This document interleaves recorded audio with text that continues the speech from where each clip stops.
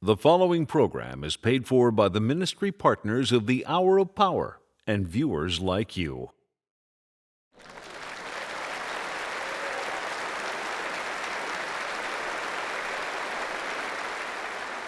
Friends, will you hold your hands out like this as a way of receiving from the Lord? Let's say this together. I'm not what I do. I'm not what I have. I'm not what people say about me. I am the beloved of God. It's who I am. No one can take it from me. I don't have to worry.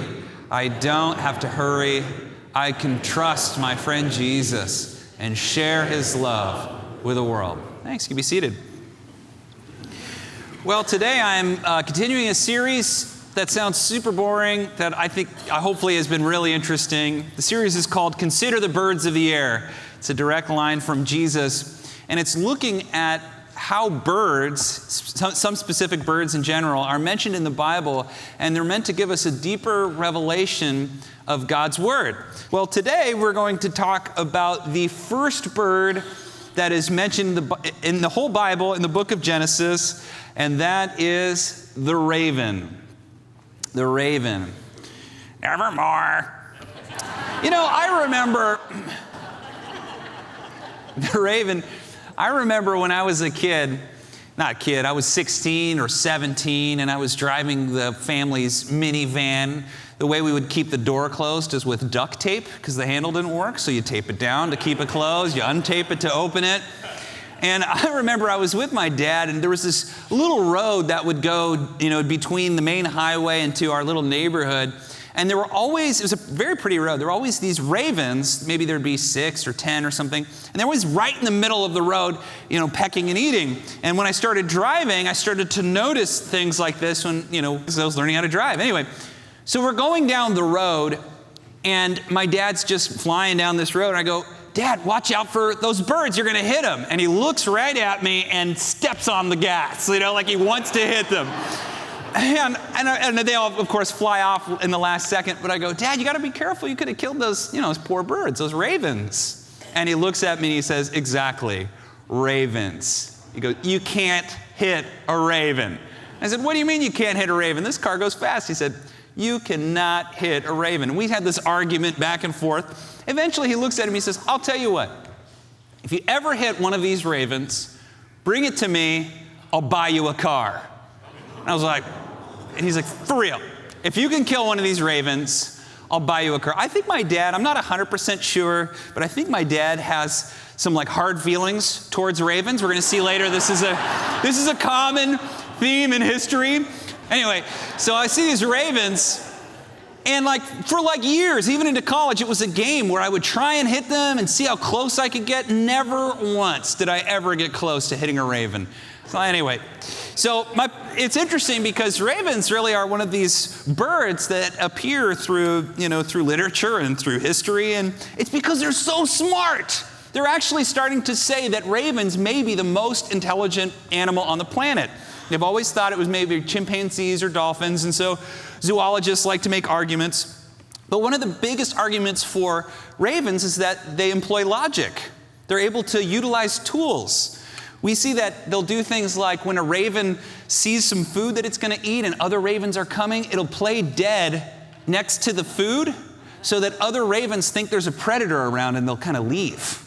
And then when they're gone, it'll be start eating, And one of my favorite things about ravens is that they're famous for playing in the snow. So if it snows outside, ravens will roll down the snow. They used to think, this is some process for cleaning or for their muscles, and now zoologists are plainly no, they're just playing. They're literally playing in the snow because they're just having fun.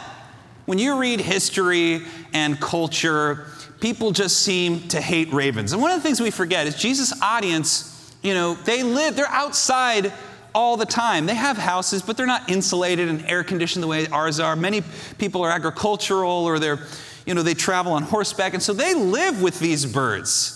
And they know the difference between a dove and a raven and an eagle. And these images work really well. For those of us in the modern world who aren't around these birds as much, we forget that this is an important thing. When we read raven in the Bible, this agricultural people, they're seeing some of these attributes. So ravens, because of their mischievousness and other things, they're one of the most hated birds.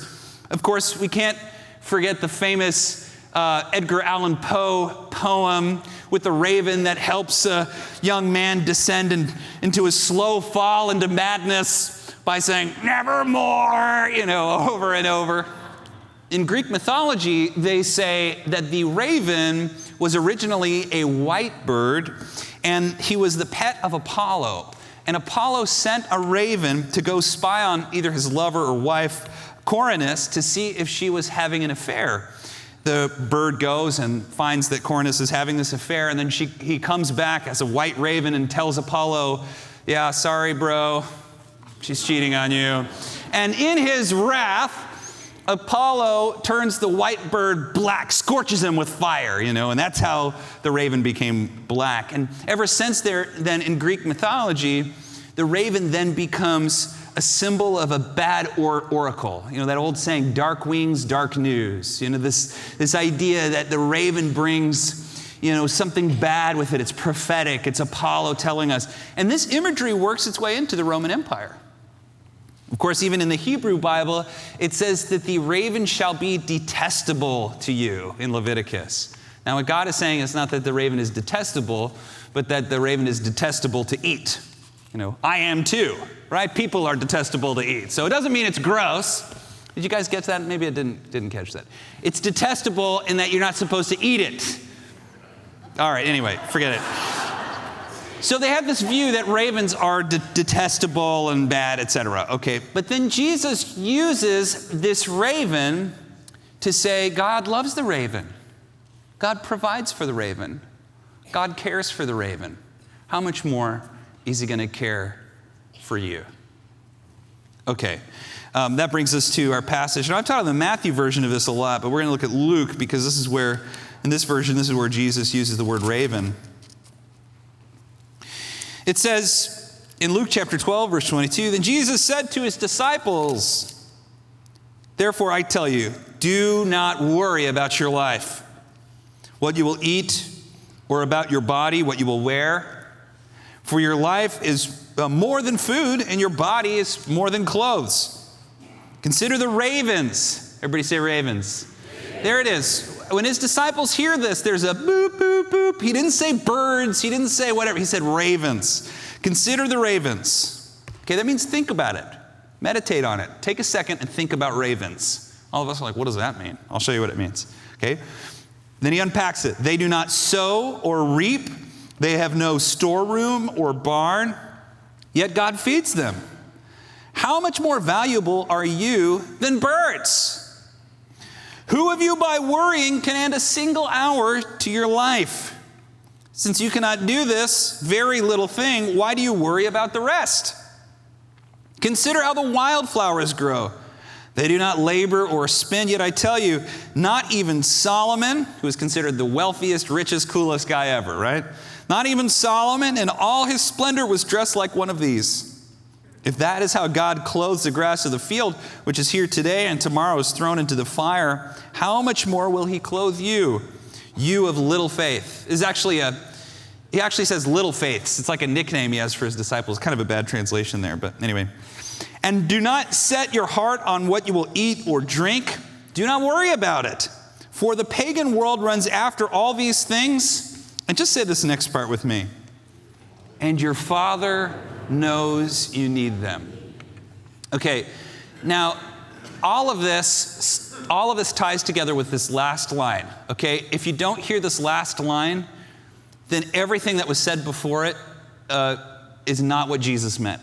It's all tied together because this is the final bit. "But seek his kingdom, and all these things will be given to you." So it's not just a blanket, don't worry, don't be afraid, everything's going to sort out. It's don't worry. Instead, seek first his kingdom and his righteousness, and all these things will be given to you. Jesus is telling us that when things get bad or when we're worried, we need to look after him with all our heart, with all our soul, all our strength, and to do what is right. Because when things are going bad, that is when it's easiest to make a big life mistake. Am I right? Okay, now, Again, I just want to unpack this a little bit, but Jesus uses the word ravens here. And this is so important that we understand. I mean, I've said this like a million times, but the Bible is a hyperlinked text, we would say in a modern way. That every time you say raven, you're supposed to think of all the other times it says ravens. I know I've been hammering this, but I found a great image by two scholars, Christopher Romhild and Chris Harrison. And they're Bible scholars who were trying to communicate how they found that there's over 63,000 cross-references that are meaningfully cross-referenced in the Bible, where, a raven, for example, is mentioned in this other place in a similar way. And, there's all sorts of software programs like Logos and others that can help you, get through this if you're putting a sermon together. But they just wanted to show this is what the Bible looks like in this sort of kind of rainbow picture. That this is what it looks like with 63,000, and that the Jews, remember the Jews had the Bible memorized. They had the whole thing in their head so that, any kid that was 12 years or under had the first 5 books of the Bible totally memorized. So anywhere it said ravens, they're going to go boop. Women had Psalms and Proverbs, and a lot of kids had the whole thing. It reminds me of this. Anybody here have a friend that's a lit person, literature? No. See, lit people don't have friends. Not one hand.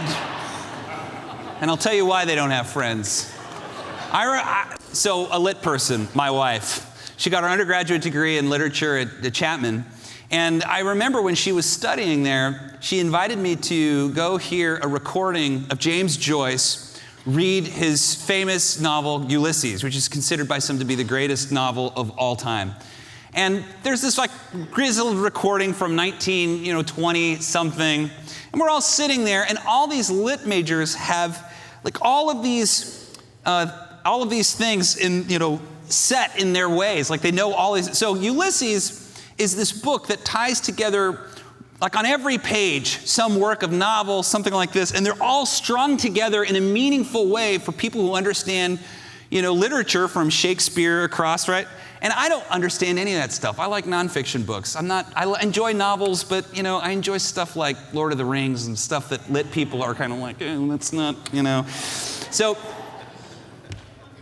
we're sitting there, and I can't tell you, I'm not sure I've ever been more bored and annoyed in my life as I'm surrounded by these lit geeks, elbowing each other and like, oh, did you catch that? And oh, that's a reference to this, and oh, that's that, and that's that. It was so cool for them. Hannah looking at me like, that's great, huh? And I'm like, about 30 minutes in, I just had to leave. I did not know what was going on.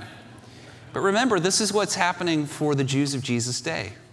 When he's preaching these sermons, he's like James Joyce weaving together Ulysses. He's pulling all of these deeply meaningful references and stories and creating this incredible revelation of God's life and heart. And this is, in one part, what he's doing with the ravens. Okay, the ravens are a common bird in the Old Testament. Did you know every time a raven is mentioned, it's associated with food or provision? Isn't that interesting? Every single time. The two that are most famous, the first is the story of Elijah. Elijah's great. Elijah was considered the prophet of passion, just full of fire. And he's called to prophesy against Ahab's sin. Ahab had turned his heart against Yahweh God and had begun to worship the god Baal, who is the god of rain and thunder and farming and provision, right? So God gets angry because not only is Baal a false god, there's also all of this evil stuff like human sacrifice and violence and things. So Elijah prophesies against Ahab and says, Ahab, you've turned your heart against God and it will not rain. In other words, to say your God is false. It will not rain until I say it will. And then flees, right? Because he doesn't want to die. And God when you think about this, if it's not going to rain at all, it's not just bad news for Ahab, it's bad news for everybody, right? Everybody's farms are going to struggle. Elijah's not going to be able to eat.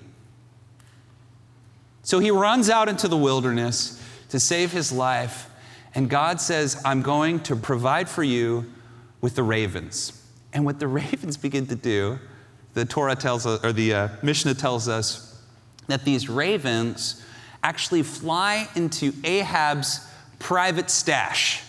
So these are the best meats, the best cheeses, the best breads, and they steal away this food and bring it to the prophet Elijah. In other words, for Elijah, what should have been a time of lack, of no food, of constantly going hungry, he's eating better than he ever has in his life. He's eating the king's food.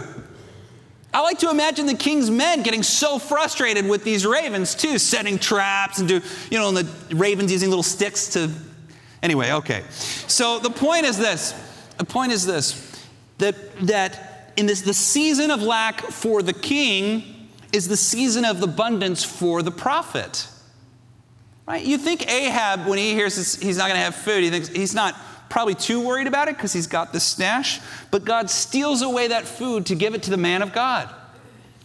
It's important that Jesus is showing us maybe in his sermon about consider or meditate on or remember the ravens, that they're going to think about the times in which the ravens brought this choice, great food to Elijah, provided for him when everybody else was hungry. Maybe Jesus was saying, this is the kind of God we serve, a God with a sense of humor, a God who loves to provide for us when we're going through hard times. Okay, and I want you to know, look, maybe you're going through something right now, and you're so, maybe you're just scatterbrained and you're stressed out and you're angry and you can't sleep and you're frustrated. I want you to know, I believe we serve the kind of God that if we focus on doing what is right and we turn our heart to Him completely, that He'll get us through. Sometimes He can turn our deserts into times of incredible fulfillment and life and provision. Okay. The second famous raven reference for the Jew is from the book of Job. I wish I had more time to unpack Job. It's an amazing work. But Job, first let me say about Job, that Job may be more of a parable than a historic passage. The reason I say that is because of the way it's written. Job is a Gentile, actually, not an Israelite, and the three friends that talk to him are from three different nations that represent the three greatest philosophical views of the day. And so it could have been more like, meant to be read like the Good Samaritan or another of Jesus' famous parables, where you're not supposed to, and the reason that gets down is because the story begins with this very weird thing where God and Satan are talking to each other and setting a wager. Okay, so take it or leave it, but this is how it goes. Satan and God are talking to each other, and Satan looks at God and says, I noticed your man Job down there. He is totally righteous and totally good. And God looks at Satan and says, yeah, he's never done anything wrong. And Job says, and Satan says to God, the only reason he's a good person is because nothing is hard in his life. And God says, no, it's the other way around. Because he's a good person, because he's righteous and perfect in all my ways, I provide for him and I give him all he needs. And Satan says, you take that stuff away. You let me at him. You let me hurt him. And you watch that he's a fake. He doesn't care about what's good. He doesn't care about you. All he cares about is the stuff you've given him. And so in the story, God says, all right, have at him.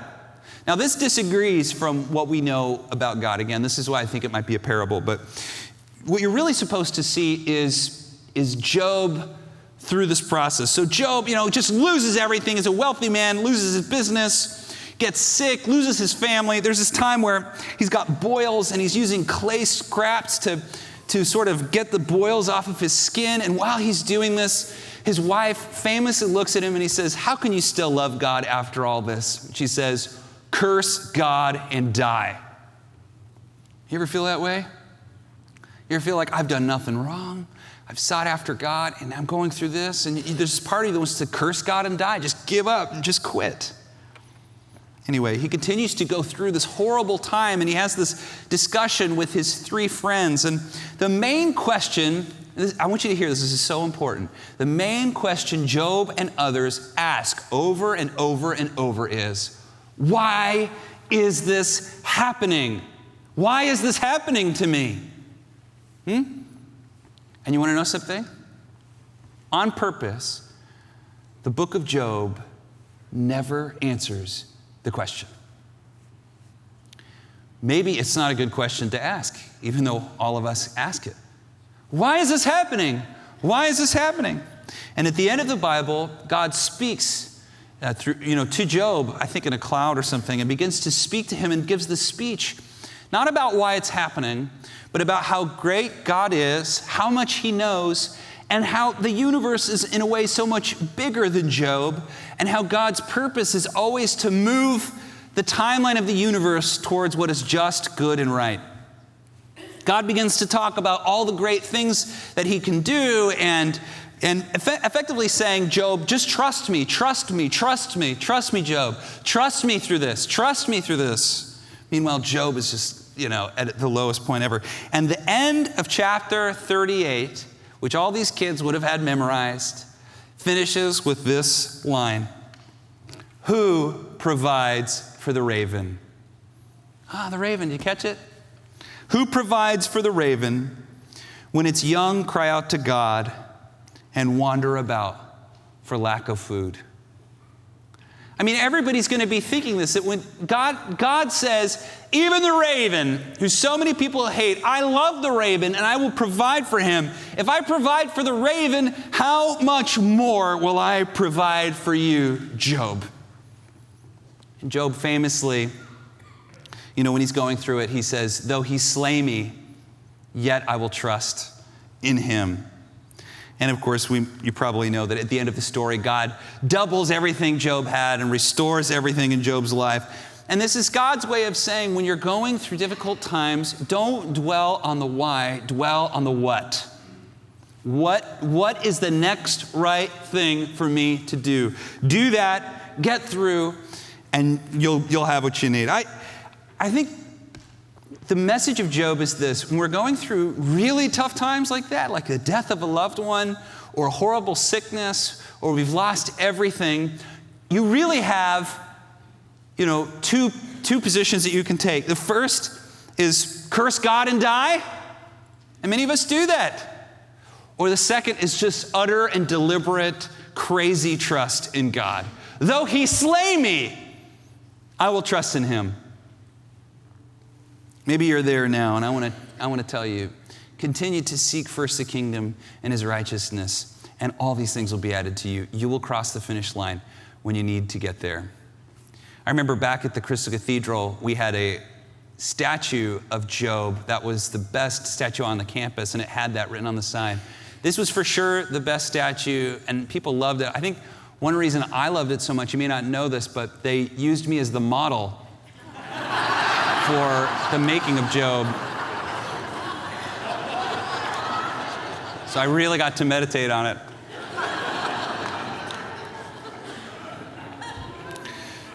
But I always remember that line on the left there. Though he slay me, yet will I trust him. I always thought such a beautiful line. Just total, reckless, crazy trust in God. That warms God's heart. When you're going through really hard times, and you're like, I trust you, God. I don't get any of this. I don't know why. I can't know why. I trust you. Everybody's telling me curse God and die. Everybody's telling me other stuff. I trust you. I love you. I'm seeking after you. And I think part of referencing Job for Jesus was telling his disciples, you're going to suffer like Job. And they did. You're going to go through hard times. You're going to be rejected. You're going to be lied about. Some of you are going to be tortured. But it's going to be worth it.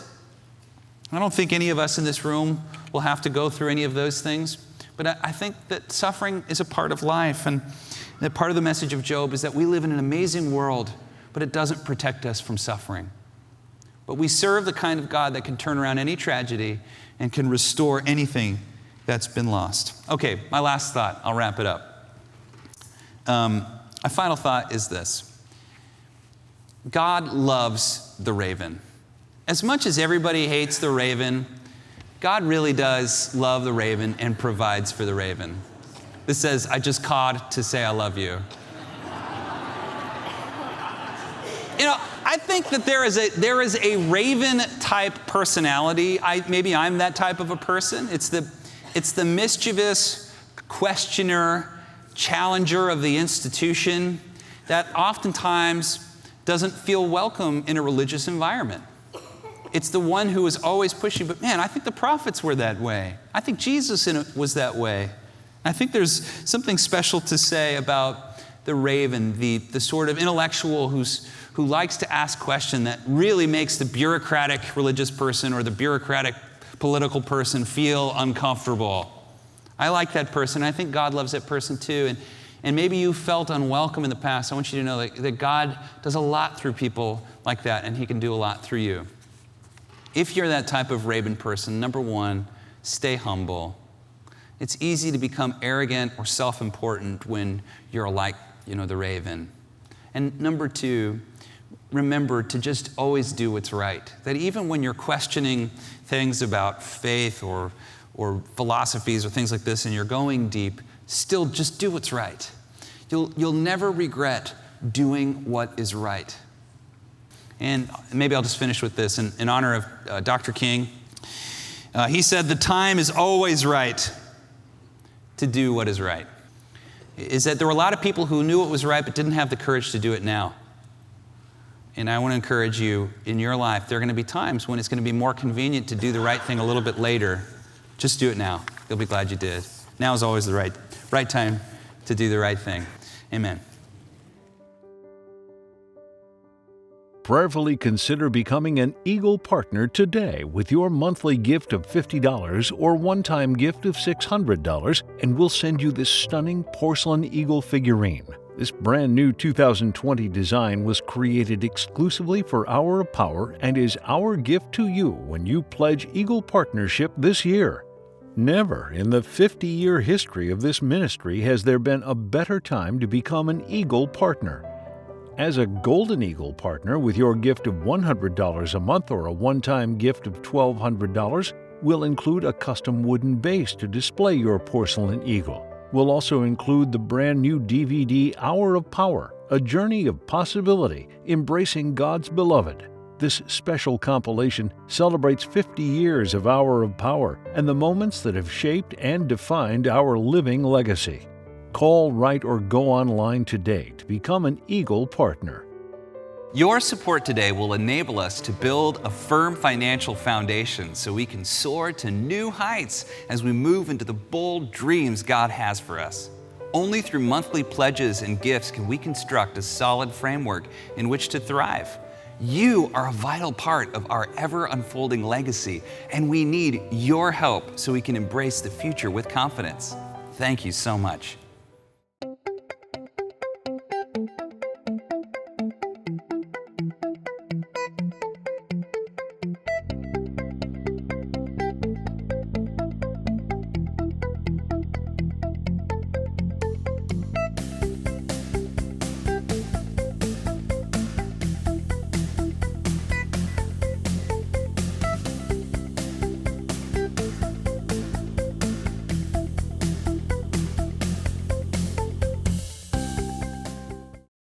The preceding program was paid for by the ministry partners of the Hour of Power and viewers like you, and is accredited by the Evangelical Council for Financial Accountability.